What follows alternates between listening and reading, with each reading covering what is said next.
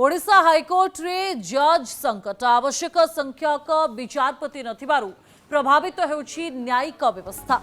Odisha high court रे अनुमोदित जज संख्या 33 रहितबा बेले मात्र 17 जण विचारपति अछन्ते। मानक भितरु निकट रे 2 जनक बदली पई सुपारिश होइछि।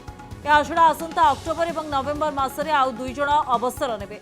तेणु अनुमोदित जज संख्या ठारू अधा जज को नहीं केमिति हाइकोर्ट परिचालित हब ताकु नहीं हाइकोर्ट बार संघ पक्षरु असंतोष व्यक्त करा जायछि।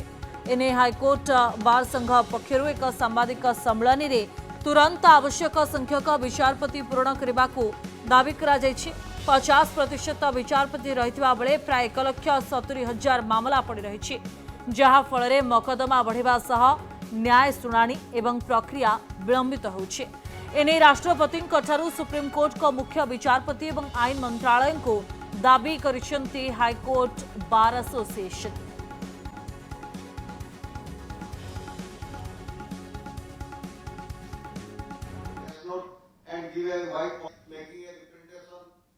वर्तमान ओडिशा हाईकोर्टर एक अचलावस्था सृष्टि कहले अत्युक्ति हेब नहीं, कारण आमर सैंक्शन स्ट्रेंथ है 33 जन ऑनरेबल जजेस, बट वर्तमान 17 जन कार्यरत अच्छा।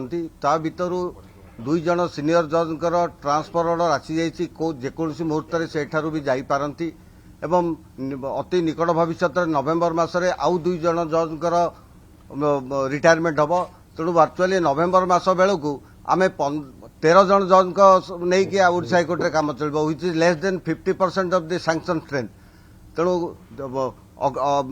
अगस्त 13 तारीख एवं 14 तारीख 2 दिन धरी आम बार एसोसिएशन कन्वेंशन हॉल रे आमर जनरल बॉडी मीटिंग होता। से बहु संख्यारे आमर मेंबर माने सुविधा असुविधा सब अवगत कराइथिले। तादरू आमर प्रथम प्रॉब्लम है जे शॉर्टेज ऑफ जजेस। सो शॉर्टेज ऑफ जजेस मीट करने आम प्रथम डिमांड रखिथिलु जे आमे honourable chief justice of India, her excellency the president of India एवं कॉलेजियम जजेस मान निकट रे आमे गोटे मेमोरेंडम दबु।